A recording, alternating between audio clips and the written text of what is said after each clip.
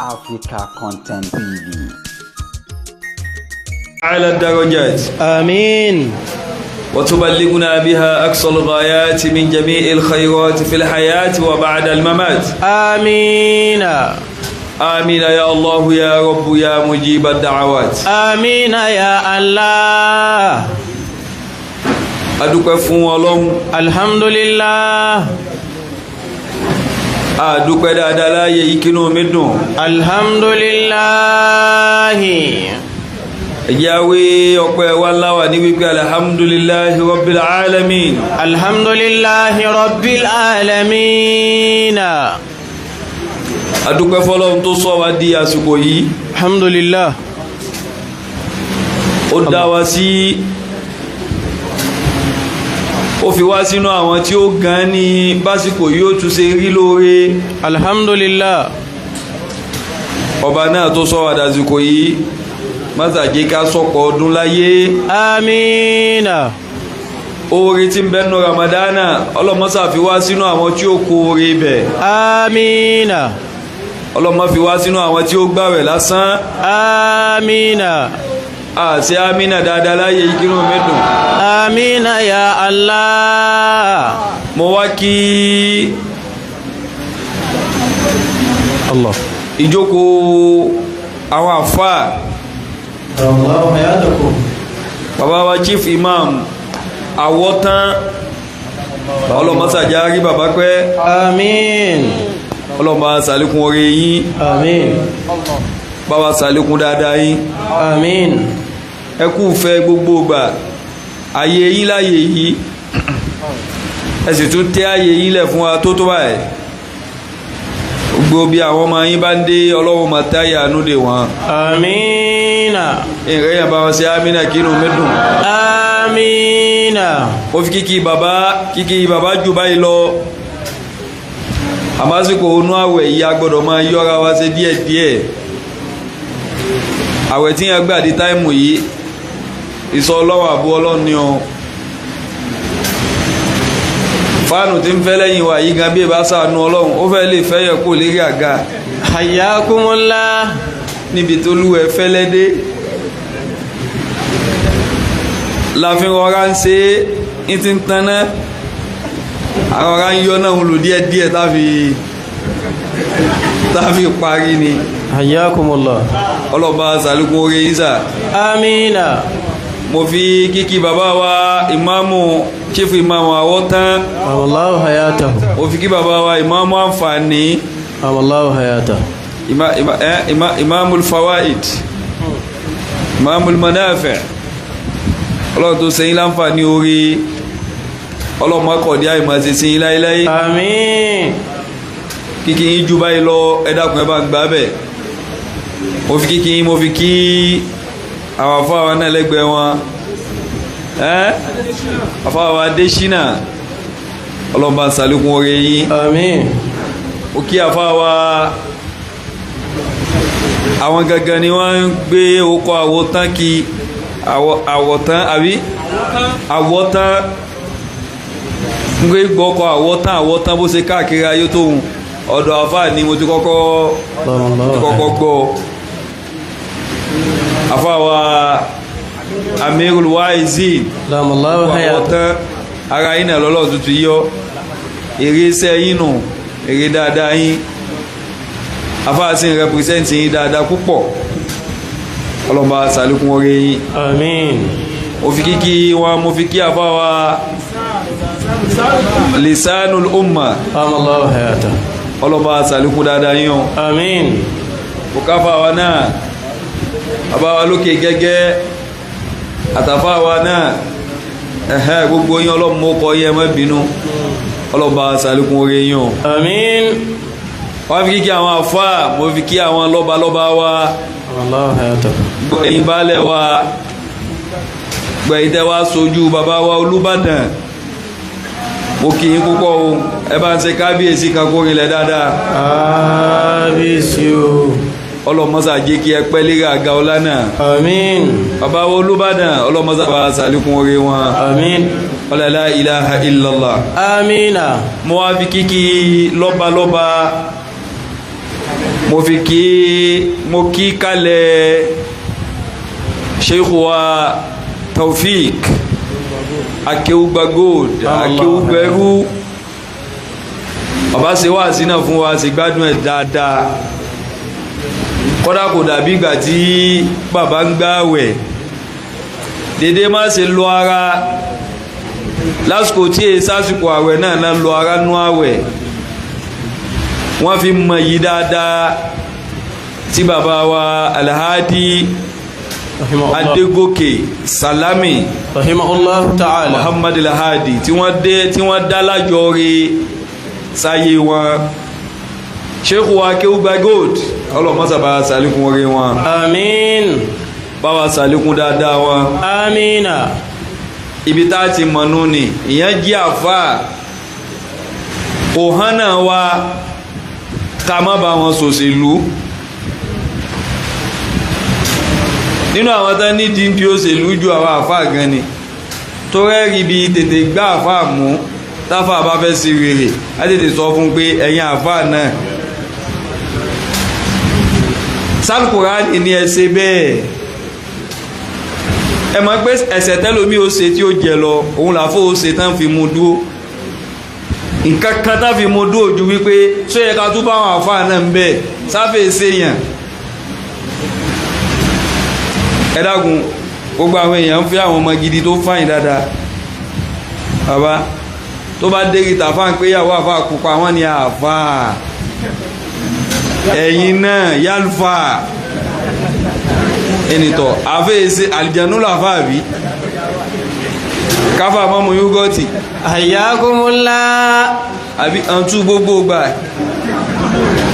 káàkiri àmú àǹtú ṣe kó má fi yúgọ́tì kó má fi láàárín díẹ̀díẹ̀ ṣẹ́rẹ́ àwọn àgbádùn kan bẹ̀tẹ́ ti hánà rẹ̀ fáwà fà ọlọ́run ò sì hánà rẹ̀ fún wa àmáwà fà òde ìsìn bẹ́ẹ̀ hánà rẹ̀ fún wa àwa sọ ọ́dẹ̀ tọ́ fún wa hayyakumullah àfáwà Akeugba Gold amallahu hayatahu wọ́n wà nínú òṣèlú wọn sì bójú àwọn àfáà jẹ́ ń bẹ̀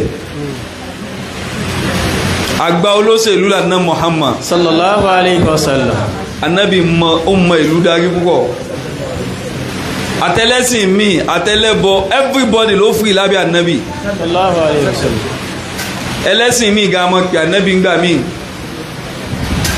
ní pé káwọn jọ jẹun papọ̀ báwọn ẹlẹ́sìn mi bá ń jà ọ̀dọ̀ anábì náà kọ ẹjọ́ wá kó bá wọn yanjú ẹ̀ sallallahu alayhi wa sallam òṣèlú wo lójú yín lọ Sheikh wa Akeugba Gold mo kí kalẹ̀ wọn púpọ̀ ọlọ́mọba ṣàlékún dáadáa wọn àmín wọ́n á fi kíkí wọn mo fi kí gbogbo ẹ̀yin honorable wa ń kalẹ̀ ẹ̀yin executive wa chairman of the day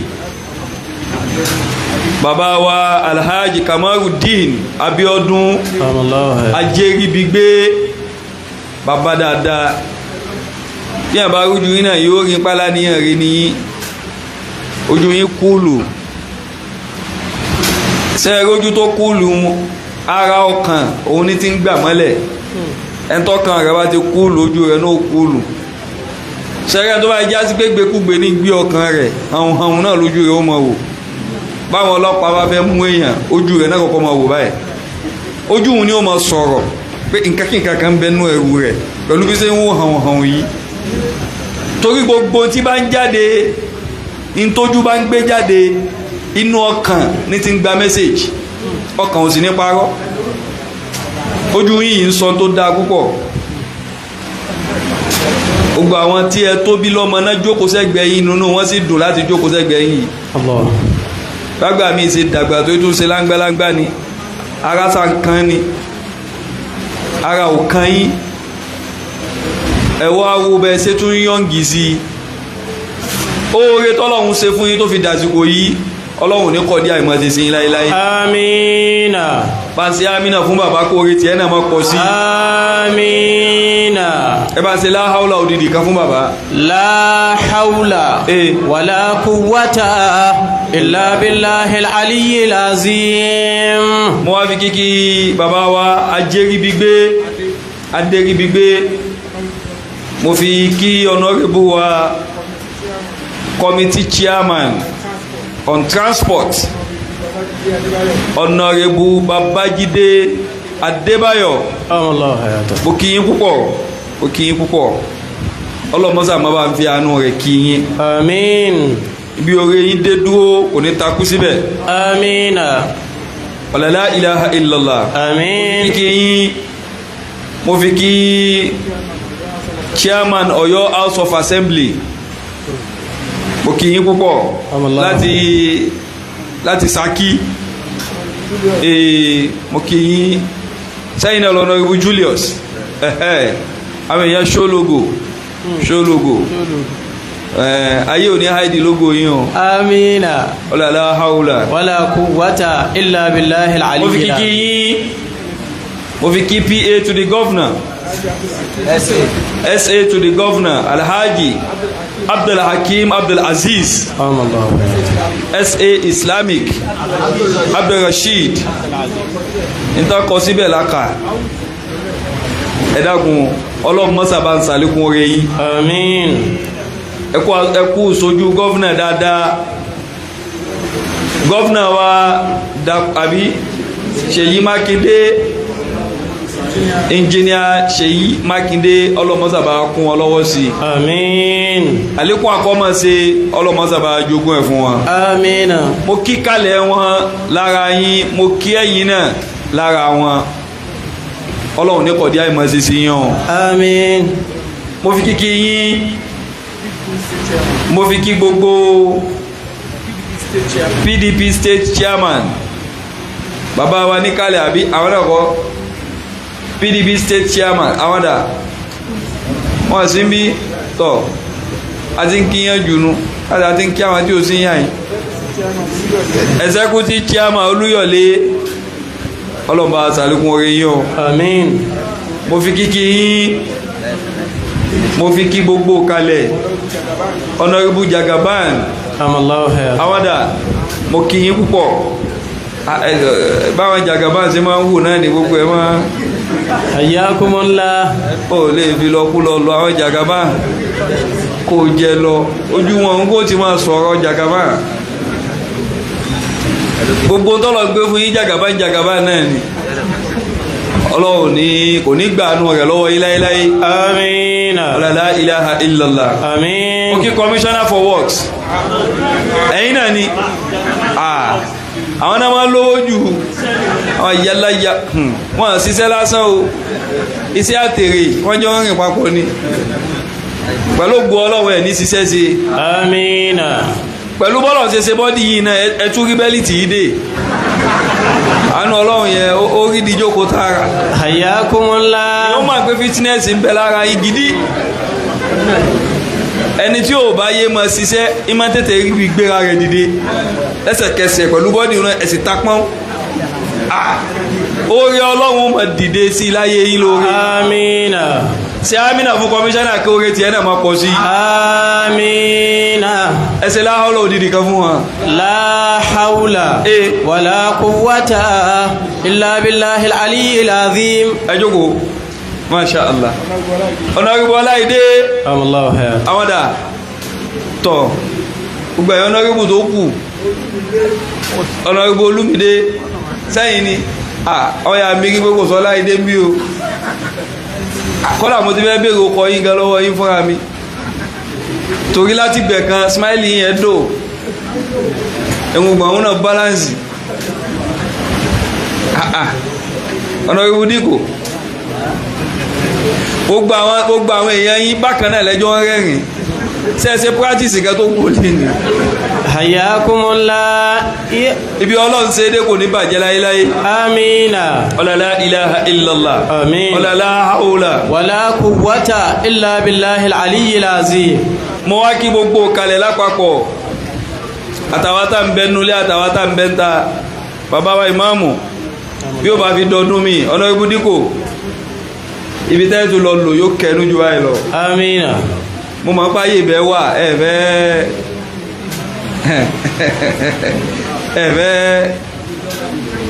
sórí ìwọ́n tó bá rí náà sí pé kò ṣe jẹ́jẹ́ kó má pariwo àwọn kọ́ ló pè sóde rẹ o.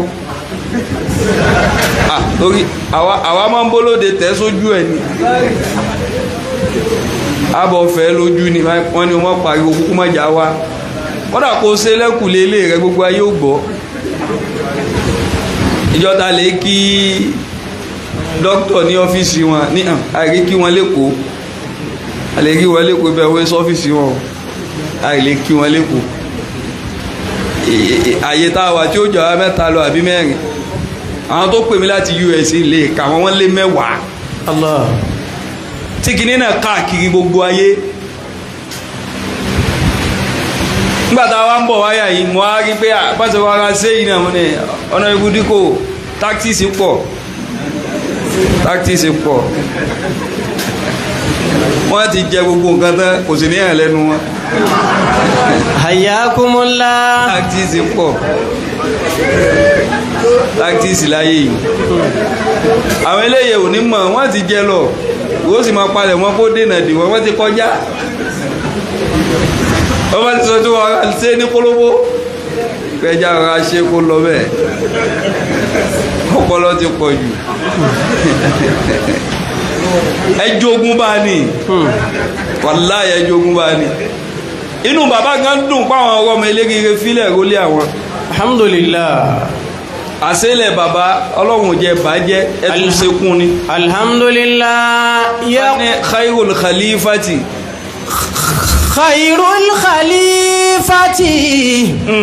aburarun wa ahararun wa yashrufu al-ahlu minhum hakadha al-jarun. mo kí yín púpọ̀ mo kí ọmọ rẹ̀ tọ́lọ́run fi ń sẹ̀san rẹ̀ fún bàbá rẹ̀ khairul khalifati mo kí àrólé rẹ̀ tọ́lọ́run fi ń tún ààyè olórí ire tò lẹ́yìn ìgbà tó bá lọ tán khairul khalifati aburarun wa ahararun. kò sí bí kò ṣiṣẹ́ lè máa ṣẹ́ tó ó nídìí pléyà gidi tí ó gbéṣẹ́ rẹ̀ yọ ó nídìí pléyà gidi tí ó gbéṣẹ́ rẹ̀ yọ bí kò ṣe bá kàn mọ́ formation lásán rẹ́pẹ́ àwọn olórí bú ní play fún gbogbo formation rẹ̀ yóò mọ̀ bí jòdó ni kò sí bí bàbá ṣe lè dá tó ó nídìí ọmọ gidi tọ́lọ́wọ́n ó fi tasẹ́ rẹ̀ tọ́lọ́wọ́n ó fi sẹ̀san rẹ̀ fún lẹ́yìn ẹ̀ khairul khalifati olórí bú ò lè rólé olórí rẹ̀ ṣe é rí ọmọ tọ́lọ́run bá fi rólé olórí rẹ̀ olórí rẹ̀ lòlún náà o ọlọ́run kàndá ni o àkàndá náà lọ́lọ́run mọ́ fi ń tún ẹ̀yìn àkàndá sí aburarun wa ahararun. bí bàbá ṣe tó àwọ̀ mọ́ ara yín làwa ti mọ̀ wọ́n kóníkálùkù náà mójútó ọmọ ẹ o tààrà gidi gan. khairul khalifati aburarun wa ahararun wa yashrufu al-ahlu minhum hakadha al-jarun. abẹ́rẹ́ kí bẹ́ẹ̀ ṣe ń dùn bàbá nú lálùkìyàmà wọ́n ti ta bàbá jìnnà báyìí pé wọ́n ọmọ tó filẹ̀ o wo ti ń ṣe lẹ́yìn rẹ̀ wo bó ṣe kó àwọn èèyàn jọ lẹ́yìn rẹ̀ khairul khalifati.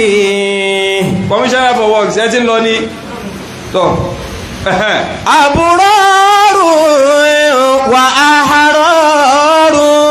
ahararun wa yashrufu al-ahlu minhum hakadha al-jarun. wọ́n ti ta bàbá jí báyìí táàmà wá sọ fún un pé a kí ọ kú oríire ọmọ rẹ̀ yóò bẹ̀yìn jẹ́ bẹ́ẹ̀ ni ọmọ yóò bẹ̀yìn jẹ́ ẹ bẹ̀yìn bàbá yín jẹ́ alhamdulillah ẹ tún ṣe sí ni ẹ bójú gọ́vùnà jẹ́ ẹ tún ojú gọ́vùnà ṣe sí ni ẹ wo bí tí gọ́vùnà fi yín sí mẹ́wọ́ ibi tọ́lọ̀ tí ní ẹ máa hẹ́ẹ̀dì wọn àìmọye oore tí ò sí ń bẹ tó já sí pé ìlọ́lọ́run fi mú wọ bẹ̀. aburarun wa aha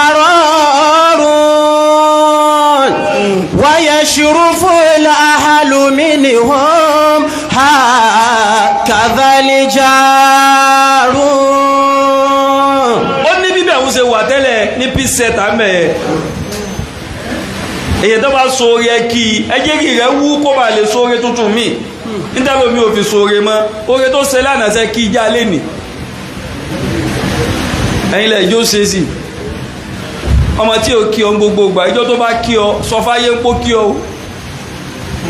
ẹni tí ń sàrífísí ọ gbogbo gbà ìjọ tó bá pọ́n ọ lé ẹ̀ẹ̀kọ́rẹ́jì ẹ̀ kó bá lè tún ṣe ń jọ míì ẹnu àwọn èèyàn máa ń yá síbi à ń sọ̀rọ̀ aburú èèyàn púpọ̀ ẹ̀yin lẹ sọ́dọ̀ lórí bù gbàgbé já sí pé aburú náà lẹ ẹ̀ẹ̀kọ́rẹ́jì ẹ̀ kó mọ́ sí ẹtìjọ́ forí bú gbayè ẹtìjọ́ forí bú gbayì kò ní dẹ́kun ẹ̀ mọ́ torí yìí lẹ sọ síta ń pín ṣe lòun náà kò fi tẹra mọ́ ìwà tẹ bá fẹ́ jẹ́ kéèyàn máa ṣe sí i òun ni ẹ máa sọ síta fáwọn èèyàn ó ní ẹ máa fi encourage ẹ ẹni bá ṣe dáadáa kò bá mọ̀ ju kínkínní lọ ẹ sọ èyí yóò wá wú pé sẹ́dánù kínkínní tí mo ṣe yìí èyí yóò wá wú láti ṣe mí.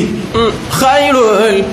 ìjọba sọ̀nà ẹ lọ́nà 1 kìlómítà náà ni yóò yà yín lẹ́nu ẹ tiẹ̀ kọ́kọ́ kí náà kódà bó jẹ́ kòtò ló di ẹ pariwo kí nígbà tó gbọ́ náà gbà fàrándà yín kóhun náà wá gbọ́ pé lẹ́nu pé mo kàn dí bọ́tò ó jẹ́ wá bó lẹ́sẹ̀ wá yìn mí tó bí n bá sọ̀nà ó lè tún faná wọlé wọn kódà ọlọ́run kó tó so oore ńlá fún ọ oore kéékèèké ní kọ̀ọ̀kan sí náà yóò wá wo bó ṣe dúpẹ́ tó o bá ti lè dúpẹ́ oore ọlọ́run kéékèèké ńlá láwọn náà ní wọ́ wá o ẹ wo bí tá fi yí sí bẹ́ẹ̀ o sole administrator chairman wọ́n bá fẹ́ lómi jẹ́ sole administrator sóòlù bí náà fi jẹun náà kọ́kọ́ gbà fún náà yóò kọ́kọ́ ba sóòlù jẹ́ náà sóòlù ó bá gbẹ́mí mi. hayyakumullah. ibi tó fi yí sí ń bẹ̀ yẹn yàtọ̀ sí pé kankan ó tó yẹ mẹ́ta tó pè mí lọ́tọ̀ọ̀tọ̀ nígbà tí wọ́n rí ibi yẹn tá pè mí lọ́tọ̀ọ̀tọ̀ mo ti ní dákọ̀ wọn fún yín bàbá ti tán láwọn èèyàn gangan èèyàn ní díkò mọ́lẹ́mí àti wọn náà ṣe pàdé kó pọ̀ àmọ́ wọ́n ti ṣèyàn o díkò ti ṣèyàn gan o. Allah khairul khalifati. ọmọ yìí ti ṣèyàn o lẹ́nu gbàtà pàdé òun náà aláàjì ti mọ̀ mí ti pẹ́ tásì ti máa ń fọ́lò mi ti pẹ́ ó ti tó 9 years báyìí pẹ̀lú evidence ó ní síkìrì kan tí mo ṣe tí n lè gbàgbé kọ́lá ìwò wípé síkìrì ń sí wà láyé mọ́ ìmọ̀ pàmì yẹn sì ni náà ní àbábá mo ti ń fọ́lò yìí ti pẹ́ mo ní ẹ̀ mo wípé àwọn ọ̀rọ̀ mi kan náà kàn gbé jáde bí ọ̀rọ̀ 2018 nígbà táwọn ó tún gbé tiwọn jáde mo ní ẹ̀yin mà tún fọ́lò yàtọ̀ o. hayyakumullah. àtàyé anjáṣà ní 2013 2014 ọmọ tí máa wá tẹ̀lé wọn òun náà wá jẹ́rìí sí pé kò sígbà tálájì bá wọnú mọ́tò zikiri yẹn lákọ̀ọ́kọ́ gbọ́ fátọ́mọ̀ yẹn náà tún fi ha sí rí pé alájì honorable like zikiri yìí gan o honorable like yìí gan o. Allah gbogbo gbàtà sí ń wíyà àti pàdé wọn rí mi sójú rí báyìí jọta rí mi báyìí gbogbo kìíní nǹkan kọ̀nẹ́tì. Allah dókítà ń wò mí báyìí mo dẹ̀ tún wọn wò gbà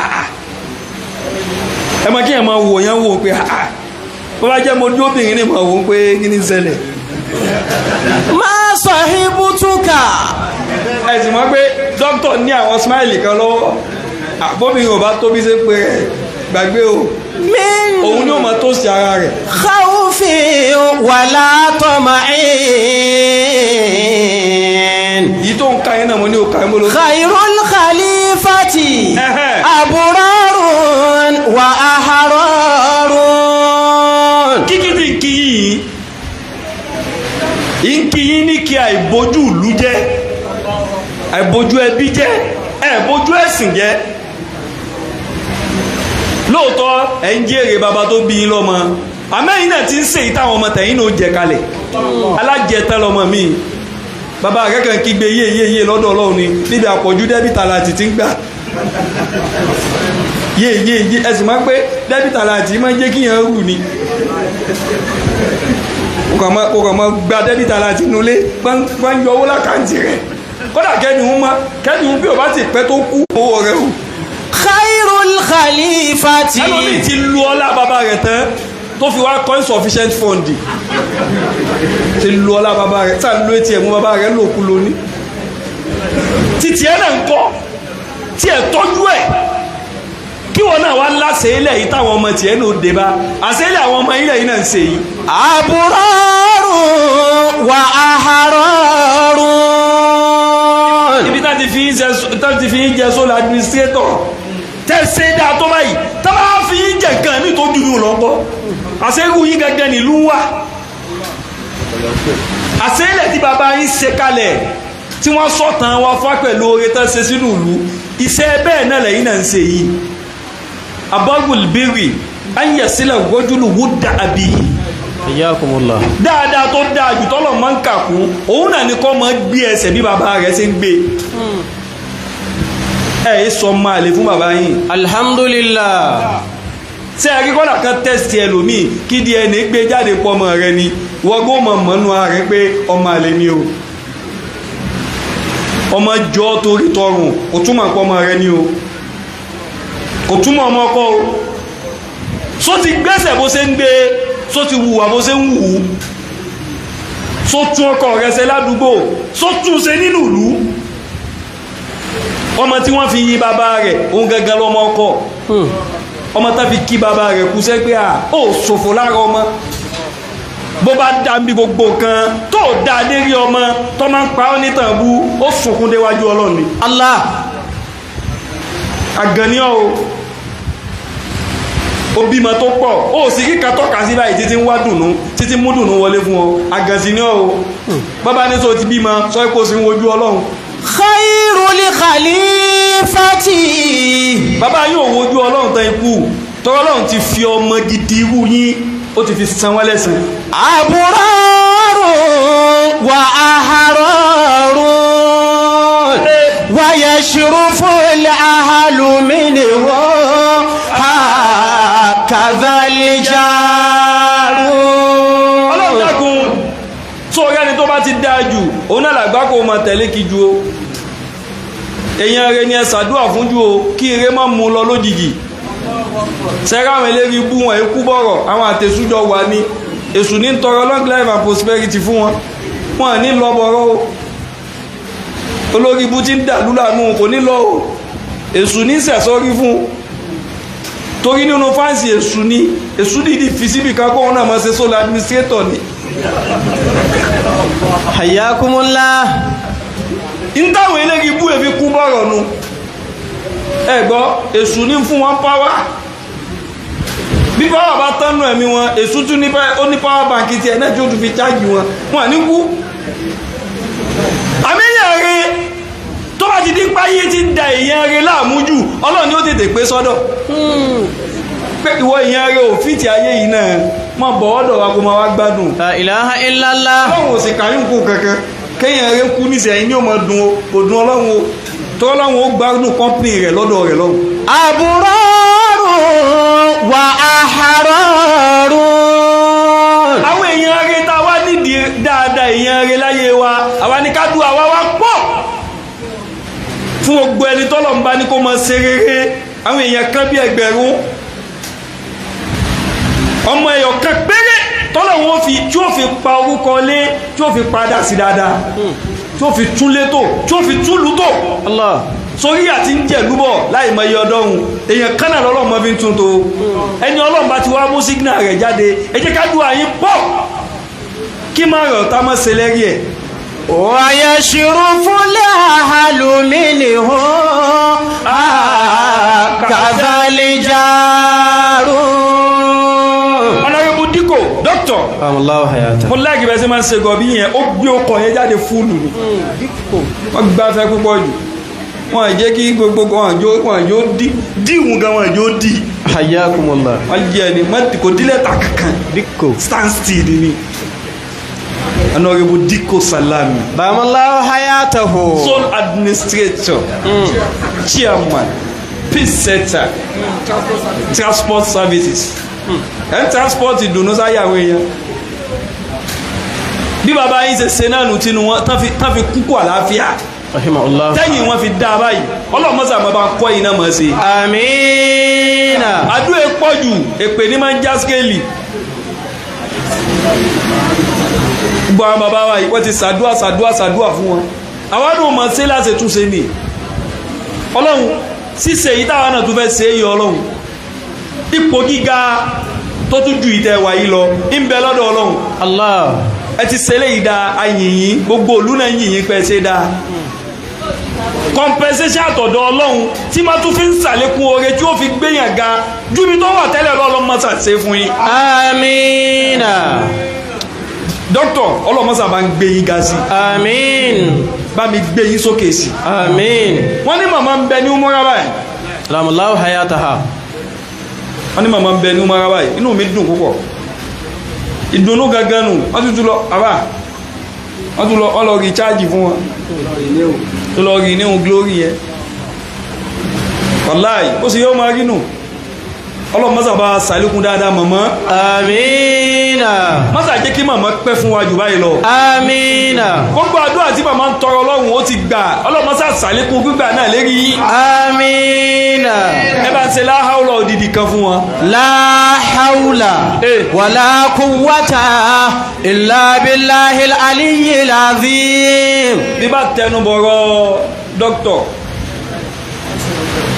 á sinú mbẹ̀ wọ́n sì ti fún wa tọ́píìkì máa bá fún mi tọ́píìkì ni mo mọ bí bí ṣe yọ̀rọ̀ lára yín a sì yọ wá sí mbẹ̀ apárí ẹnu àwọn ìgbà tí tọ́píìkì ti wà ó ti ní ìtọ́fẹ́jà sọ̀rọ̀ pa rẹ̀ nù katiriti rẹ̀ níwọ̀nba a'udhu billahi minash shaitanir rajim. a'udhu billahi minash shaitanir rajim bismillahir rahmanir rahim. ya ayyuhalladhina amanu kutiba alaykumus siyamu.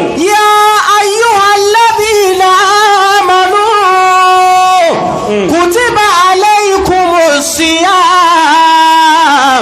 kama kutiba alal ladhina min qablikum la'allakum tattaqun. iṣẹ́ wo lọ́lọ́run fẹ́ jẹ́ káwọ́ ẹsẹ̀ lára wa. ẹ lágbàá yìí tẹ́ ń bá dókítà sọ̀rọ̀ ẹ bá ń fi dókítà lẹ́nu. bàbá mi ẹ ti try wàlá ẹ ti try sà mo yọ̀ǹda bàbá.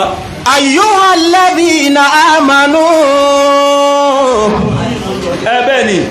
bẹ́ẹ̀ ni àwa nìkan lè jẹ́ yín tán yóò sapa wa lérí. ayyuhal ladhina amanu kutiba alaykumus siyam kama kutiba alal ladhina min qablikum la'allakum tattaqun. Àwẹ̀ baba ṣe é rí iṣẹ́ tọ́lọ̀ ń fẹ́ fi àwẹ̀ ṣe jù lára wa la'allakum tattaqun. ìpáyọ̀ ọlọ́run yìí náà ni Allah bó o láti tán sára ọlọ́run sí. ṣe wá rí àwẹ̀ àsíyámù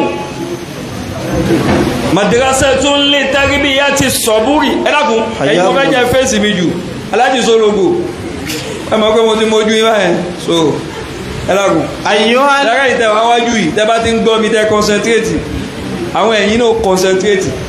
ayyuhal ladhina amanu. ṣe rí sùúrù iṣẹ́ táwẹ̀ wá ṣe jùnú ni àwẹ̀ bí ìbá ṣe ń kó jọ lọ́hùn ọmọ olúgan ò lè pàṣẹ ká gba àwẹ̀ wọ́n gbà rẹ̀ lójú rẹ̀ àmọ́sá gbà lẹ́yìn rẹ̀ ní kọ̀kọ̀ àyà yóò sì tún máa jágbé à ní gbọ́dọ̀ jáwẹ̀ yìí o ọlọ́run náà ló tó bẹ̀. Allah kutiba. àwẹ̀ gan fún rẹ̀ skul tán fi ń kọ́ ọ̀yàn bí yóò ṣe máa ní sùúrù gangan làwẹ̀ sùúrù ni bí ẹ bá ṣe sùúrù kó láfaradà aláàlí wa bá ẹ̀mọ́ bá láàlí wa ní ká jẹun kó jẹun tó dà kó mú tó dà wọ́n sì láwẹ̀ kan dé wọ́n láàlí wa tọ́lọ̀ ní ajẹ́ tó ní amú wọ́n là gbọ́dọ̀ jẹ́ o. Allah àpẹẹmọ́ pé litankil muharramati ọ̀tọ̀ ní tó bá jẹ́ ìwọ̀ tọ́lọ̀ ní a mọ́ sí èèwọ̀ náà ní tẹ́lẹ̀ kọ́dà káwọ́ ẹ̀ mọ́ sí àmọ́ èyí tó jẹ́tọ̀ wà òun náà àwẹ̀ náà ló tó bẹ̀ láti gbà sùúrù lọ́lọ́run fi ń kọ́ wa pé ìwọ tó lè ní sùúrù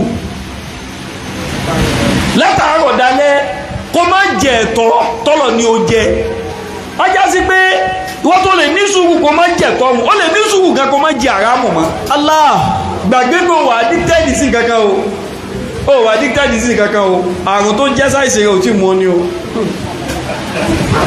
ilé ìṣègì má fa sìgá lójúmọ́ ọ̀nà fún rẹ̀ ò tí hangi ọ̀nà fún rẹ̀ ó hangi táǹkì irin bọ̀ tánà fẹ́ kó dọ̀tí kan kú ẹnìkan ló sọ̀rọ̀ kan fún mi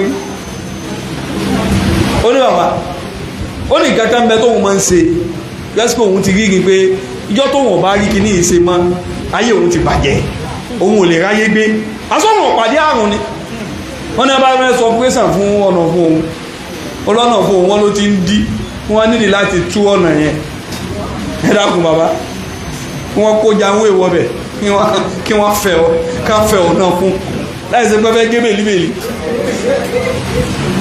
ó ní nígbà tí wọ́n kó irinṣẹ́ ìdé irinṣẹ́ tó bá fi àjọ ṣọ̀nà fún òun ní ọlọ́run mi ò òun wá ní kí ló fa kíní wọ́n ní tẹ̀sí èyí ló fà á ó ní wọ́n ní òkè ẹ̀sà àparí sọ́ọ̀dì yìí náà ọlọ́run sá àkọ́kọ́ kó òun yọ náà ó lẹ́nu kò ṣe wá sí òun owó tún dé díẹ̀ mọ́ láyé sùúrù tó lè ṣe tẹ́bi pa ọlọ́sàn àwẹ̀ tó sì kú lérí àláàlì sọ́rọ̀ ara mú ayé rẹ̀ hun tó bá ní sùúrù lé lérí tó ní faradà tó yọ ní ẹ̀ wàláhì kò sí tí ó sì ọ́ Allah kíkà máa rí bẹ́ẹ̀ ni o asọ́bùwò alàtọ̀ à ẹ̀kọ́ tí àwẹ̀ tó fẹ́ kọ́ wa nù ká ní sùúrù lérí tẹ̀ lọ́lọ́run ó ń tẹ̀lé ọlọ́run wà lẹ́yìn ọlọ́run oníkọ́lọ́ mọ́ fàdánwò rẹ̀ kan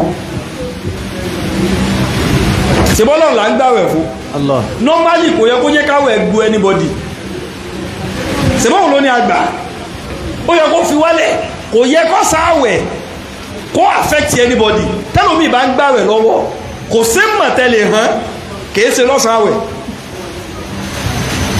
yóò máa wo bí omi àgé báyìí tó bá tiẹ̀ tó wá dáa rí kan bẹ́ẹ̀ bá sọ̀rọ̀ kò ní gbọ́mọ̀ so ìjọ àwẹ̀ tí wá ẹ mọ̀ pé àwẹ̀ ní ẹ̀mí lára ìjọ táwẹ̀ bá ti nífura mọ̀ pé sórí o ti ń wo ago púpọ̀ àwẹ̀ ó tún wá lọ pàdé àpòpọ̀ pẹ̀lú ago àwẹ̀ àtago wọ́n àjọ pàdé àpòpọ̀ hayyakumullah kámá farabalẹ̀ àwẹ̀ ago mọ̀ wá rìn kékèké 2 hours ó kàn di 2 minutes mọ̀ gbá sórí ìjọ tó bá ti ní lẹ́mi pé sórí lè ní mo fẹ́ fi sùn ni àwẹ̀ náà wà lúgọ́dì ọ ìsòfin o fẹ́ sùn ni no problem ó sùn láti 5 high ohun tó bí pé 8 hours ló fi sùn ó kàn jí ní 9:20 ni láàárọ̀ kùtùkùtù ó wà pé láti bí 8 hours tí mo ti sùn ohun àtàwẹ̀ ti balance ní pé alọ́lọ́run gangan Allah ó fẹ́ dẹ́bí sùúrù rẹ bó ṣe tilẹ̀ tó. kama kutiba ala alladhina min qablikum la'allakum tattaqun. ẹ wá tún àwọn orin tó wà ń bẹ̀ sórí báwẹ̀ bá ṣe gbọ́ tó onílàdà yóò ṣe pọ̀ tó sórí wọ́táwẹ̀ gbò gangan òun antibiotics ni àwọn aburú kan bẹ láyé rẹ tó ti ṣe sí kọ̀kọ̀ ọlọ́run fi ń fi àwẹ̀ ń gbọ́ jìgìjìgì sórí mùsùlùmí tí ẹ bá gbàwẹ̀ kọ́dẹ̀ èmi máa sọ mo ní kírísítẹ́nì tó gbàwẹ̀ gan yóò gbà ládàá ó kàn lè má gbàrú ládàá ti wà wàláhì yóò gbà ládàá tiẹ̀ náà àwẹ̀ naturally àwẹ̀ wọ́n máa fi ń wú àánú tuntun wọlé sínú ayé ẹni Allah bí ẹ bá kúndùn àwẹ̀ dáadáa ebi àánú ọlọ́run nípa bí ẹ bá kúndùn àwẹ̀ dáadáa so orí ìyà tí ń bọ̀ lọ́nà òun ó ti fi jẹra rẹ kí àyẹ tó dé ọlọ́run wá fi àwẹ̀ ìyà àwẹ̀ tó fi jẹ́ra rẹ̀ wọn yóò wá fi dí ìyà tí ń bẹ nínú kádàrá rẹ̀ wọn kò wá ní sẹ́mọ́. Allah kama kutiba ala alladhina min qablikum la'allakum tattaqun. iṣẹ́ àwẹ̀ asọ́bùrù ala al-ma'asiya nínú iṣẹ́ àwẹ̀ nu ìmọ̀ ń jẹ́ kí yẹn ní sùúrù lérí ẹ̀ṣẹ̀ ọ̀sán nọ́mà bàbá ẹlòmí ò ti dà lára sí ọlọ́run wú ọ̀sán pé kò sáwẹ̀ alẹ́ ara sí ọlọ́run yóò ti dàrú yóò ti mi àlára sí jìgìjìgì fáìlì ẹ̀ṣẹ̀ rẹ̀ tí wọ́n máa ń kó lọ́dọ̀ ọlọ́run lójúmọ́ òun náà mọ̀ so rẹ́ni tí ò lówó lọ́wọ́ sí náà ò lè dúró ṣe fún ẹjọ́ tí ẹ̀ ó pọ̀ bígbà tí ẹ̀ fẹ́ rajà àwọn ẹni àbí kó fẹjọ́ kún àmì ẹni ọlọ́run ti fún ní súmẹ́ǹtì rẹ̀ lọ́tọ̀ ó ní mọ́tò olówó ó rí mọ́tò gùn ó ra sọ̀wọ̀ ìtún ọ̀rùn dá ìtún owó dátà ṣe ó tún lè sẹ́ndì 200k sóbìnrin gbà ó lójijì instruments náà ti pé kò sí kankan mọ́ kí ló túkù mọ́ bó mẹ́sẹ̀jì obìnrin òun ní ó fi mẹ́sẹ̀jì jí ọ ẹjọ́ lọ fàmà ó lò sí ní máa ń rọjọ́ púpọ̀ lérí lọ́run láyìn lérí fóònù yóò kọ mẹ́sẹ̀jì yóò kún olówó tí ó san ni yóò wá text message sí kò lówó àbáyà ní òsì surprise kan tó lè ṣe fún abẹ́ni tó ti ní gbogbo súnmẹ́ǹtì yìí lọ́wọ́ tó dẹ̀ tún jù ú lẹ̀ fọ́ lọ́hùn nínú àwẹ̀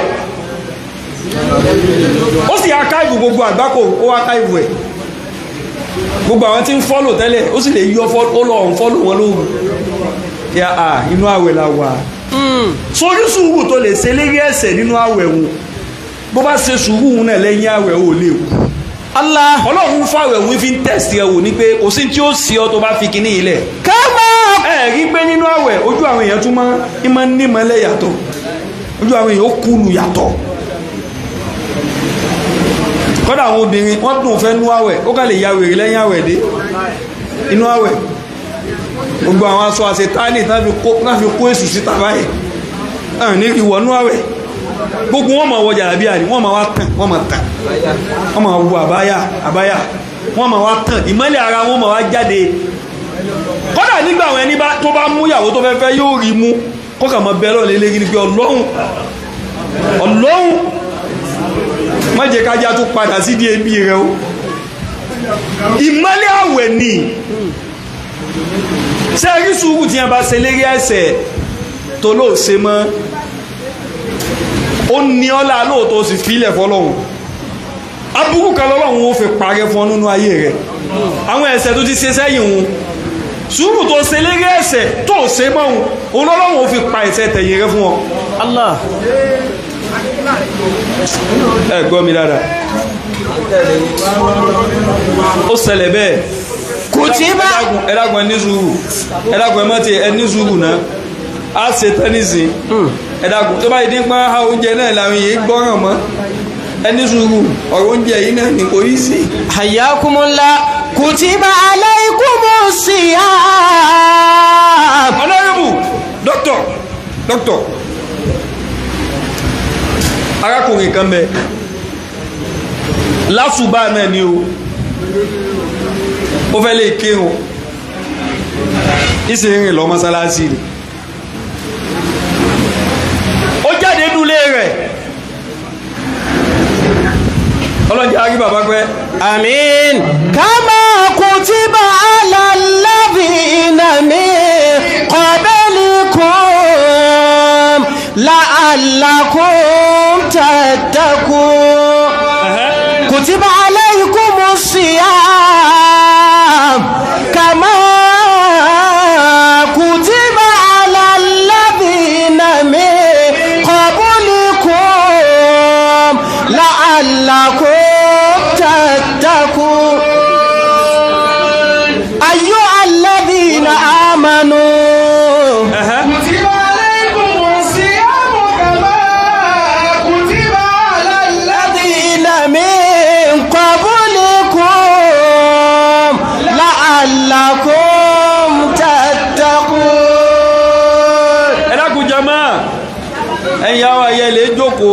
kutiba alaykumus siyam.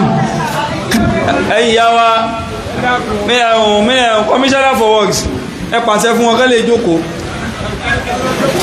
kàmá. ẹ lè ó wá jẹ́ kankan náà lẹ́ fún wọn tán fi jókòó àwọn ò ní gbọ́ ìyá yìí. kutiba alaykumus siyam. wọn ò ní gbọ́ mo mọ. kàmá. ìtàn fi gbọ́ ẹ fún wọn. kutiba alal ladhina min qablikum la'allakum tattaqun.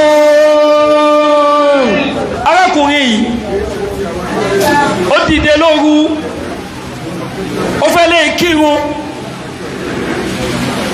mọ́sálásí rẹ̀ sí ní àfikún rìn lọ́bẹ̀ dókítọ̀ ó jáde lé ó bọ́ sójú ọ̀nà ń lọ mọ́sálásí